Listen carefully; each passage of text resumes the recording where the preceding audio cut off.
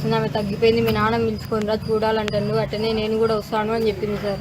అని మా నాన్న నమ్మకంతో మా అత్త అడిగింది కదా ప్రేమతో, మా భార్య కూడా నాతో ఫోన్లో మాట్లాడింది, పోయి పిలుచుకురావచ్చు అని పోయినాడు సార్ నమ్మకంగా. నాకు ఎగ్జామ్ ఉంటే నువ్వు వద్దులేమ్మా, నీకు లేట్ అవుతుంది, ఇబ్బంది పడతావు, నేను పోయి మీ అమ్మని పిలుచుకొస్తలే అని నిన్న పొద్దున 8:30కి నేనే ట్రైన్ ఎక్కించి డ్రాప్ చేసి వచ్చిన సార్. నిన్న పోయేటప్పుడు కూడా ఫోన్ చేసినాడు, పోతానలే అని, సాయంత్రం కూడా వేసినాడు, వచ్చినాలే ఇప్పుడు అని చేసింటే, వీడియో కాల్ చేసింటే మీ అమ్మ ఇప్పుడు కూడా అటనే మాట్లాడుతుంది, రాను నువ్వు లంజకాడు పెట్టుకున్నావు అది ఇది అంటుంది.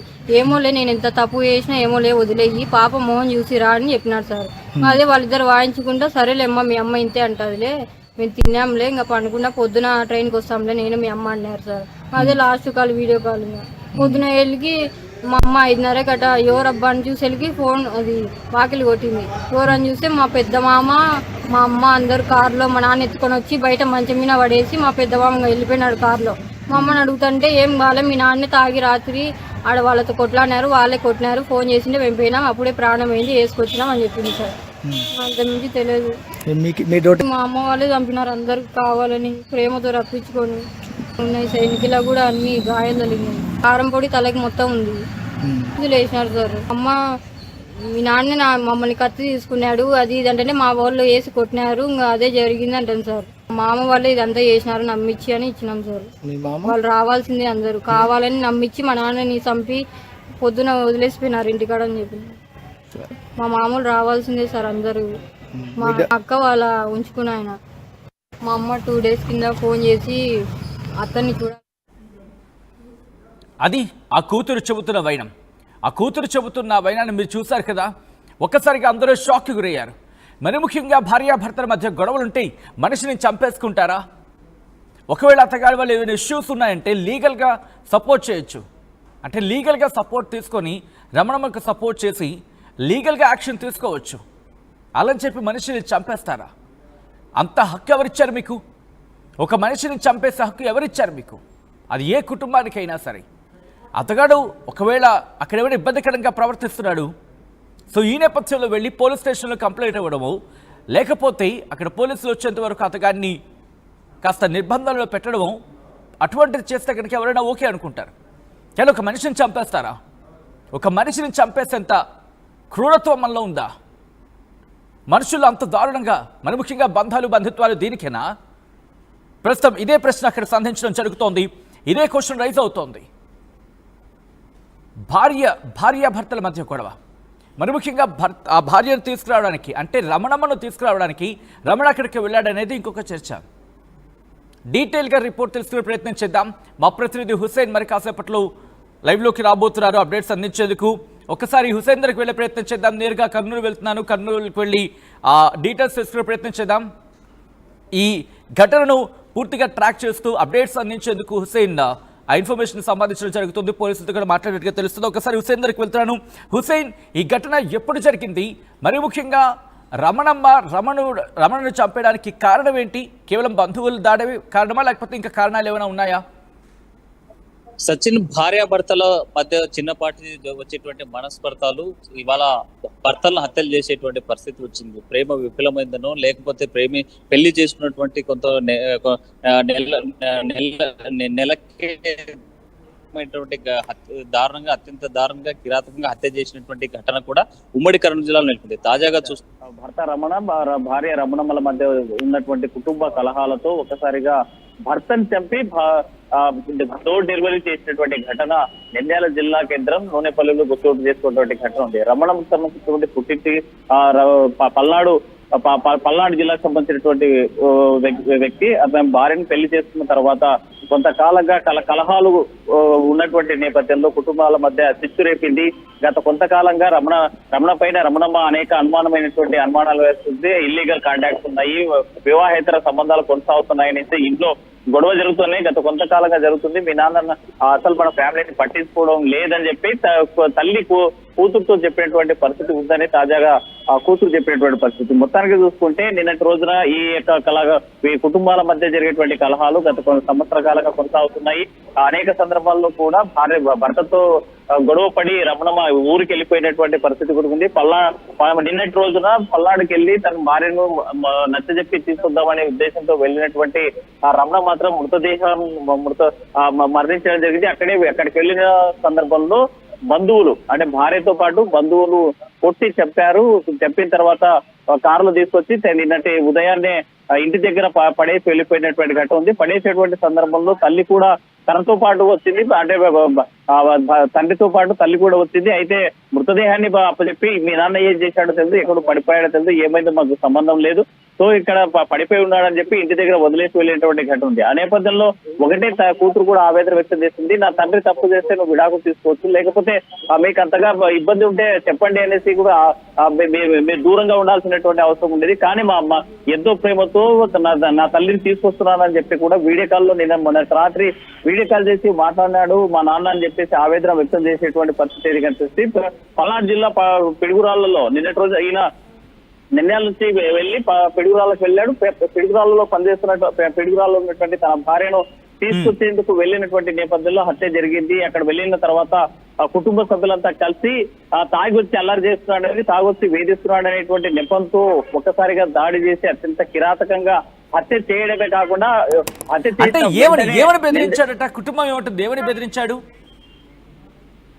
రమణమ్మ అంటే తన భార్య ఎంతో ప్రేమ, ఎందుకంటే తన భార్య పిల్లలతో కలిసి జీవనం కొనసాగించాలని తను అనేక సందర్భాల్లో కోరుకుంటున్నప్పటికీ కావాల్సినటువంటి అంటే ఇంట్లో ఉన్నటువంటి ఆర్థిక సమస్యలు లేకుండా చూసుకుంటున్నప్పటికీ కేవలం భర్త మీద అనుమానంతోనే భార్య ఇంత ఘాతకానికి పాల్పడినటువంటి ఘటన ఉంది. అయితే తాగి వచ్చి ఇంటి దగ్గర అల్లరి చేశాడు, తనను కొట్టబోయాడు అనేటువంటి దానిపైన కూడా భార్య చెప్పేటువంటి భార్య బంధువులు చెప్పేటువంటి పరిస్థితి. కానీ అలాంటి సిచ్యువేషన్ ఏం లేదు, నేను తీసుకొస్తాను, నేను వచ్చి ఇక్కడికి వచ్చిన తర్వాత మనంతా కలిసి ఉందామనేసి వీడియో కాల్ చేసినటువంటి ఘటన వీడియో కాల్ చేశాడు రమణ. అయితే ఈ నేపథ్యంలో గతంలో కూడా అనేక సందర్భాల్లో జ్యోతి ఎవరైతే కూతురు రమణ కూతురుతో చెప్పేవాడు, నేను చంపేస్తానన్నా, చాలా నీ మీద అమ్మ ఆగ్రహం ఉంది, చంపేస్తారేమో, నీ మీద యాసిడ్ కూసి తగలబెడతారు, జాగ్రత్తగా ఉండాలి అని చెప్పి నేను అప్రమత్తంగా ఉంటాను, నాకేమి ఇబ్బంది లేదు, నేను చూసుకుంటానని చెప్పి తన కూతురికి భరోసా ఇచ్చాడు. అయితే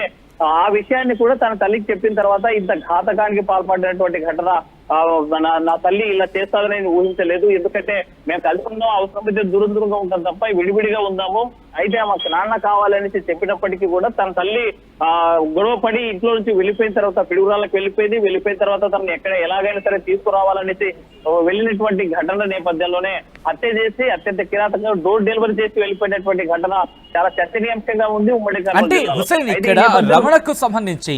అంటే రమణమ్మడు వేధింపులు అనే అంశానికి సంబంధించి ఇక్కడ మాట వినిపిస్తోంది. అంటే ఎటువంటి వేధింపులు గురి చేసేవాడు?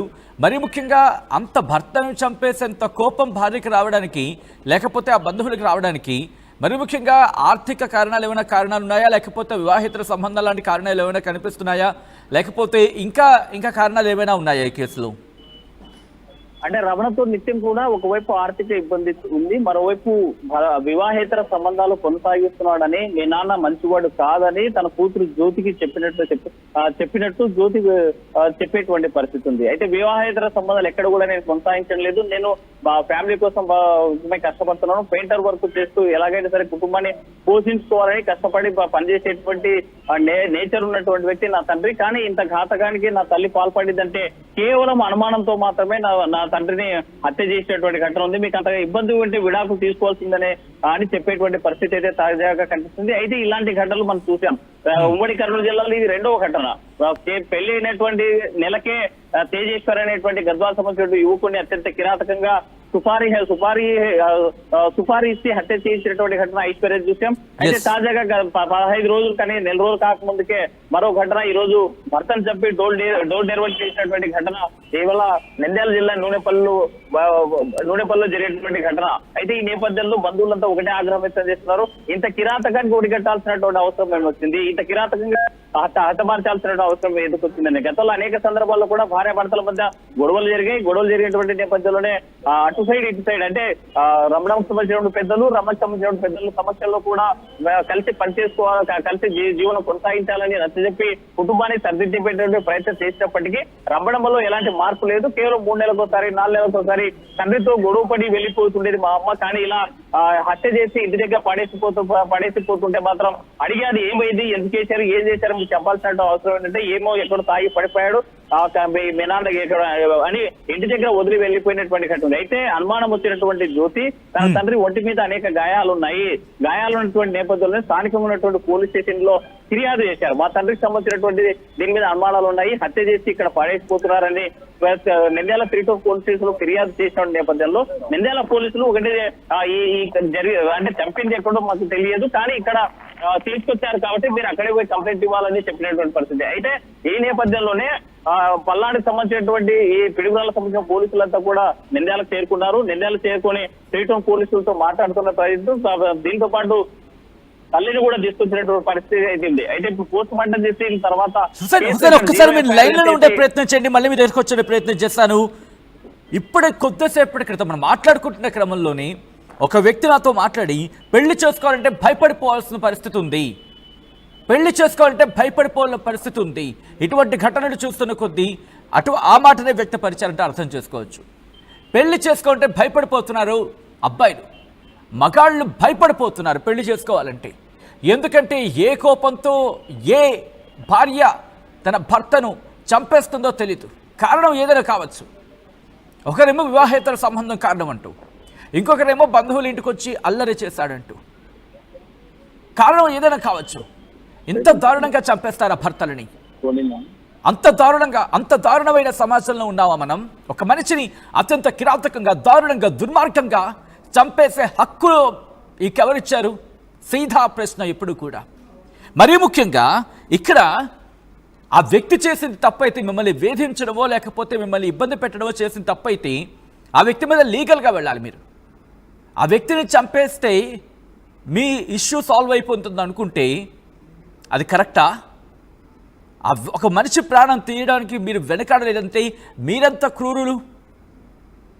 ఆఫ్ కోర్స్ సెల్ఫ్ డిఫెన్స్లో భాగంగా జరిగిందంటే సమ్వేర్ యాక్సెప్టబుల్. సెల్ఫ్ డిఫెన్స్లో భాగంగా అది కూడా కొన్ని పరిధులకు ఉంటాయి, కొన్ని చట్టాలు కట్టుబడి ఉంటాయి, అప్పుడు కూడా కన్సిడర్ చేయడం జరుగుతూ ఉంటుంది కొన్ని సందర్భాల్లో. కానీ ఇంత దారుణమా? ఒక భార్య కట్టుకున్న భర్తను చంపేయడమే కాదు, డోర్ డెలివరీ చేస్తారా? ఏంటిది? ఎక్కడ పోతుంది సమాజం? దేనికోసం చేసుకోవడం పెళ్ళిళ్ళు? చంపుకోవడానికా? ఒకసారి ఆ దృశ్యాలు మీరు చూడొచ్చు. అటు చంపడమే కాదు, చంపేసి డోర్ డెలివరీ చేయడం కాదు, ఏడుస్తోంది ఆ భార్య. రమణమ్మ ఏడుస్తోంది. రమణను చంపేసిన తర్వాత చూడండి, ఇద్దరు పేర్లు కూడా ఎంత రైమింగ్గా ఉన్నాయో, రమణమ్మ. ఈ ఘటనకు సంబంధించి ఆ కూతురు చెబుతూ ఉంటే, ఆ కూతురు ఒక్కొక్క పాయింట్ చెబుతూ ఉంటే ఒళ్ళు గగురుపాటు గురవుతూ ఉంటుంది.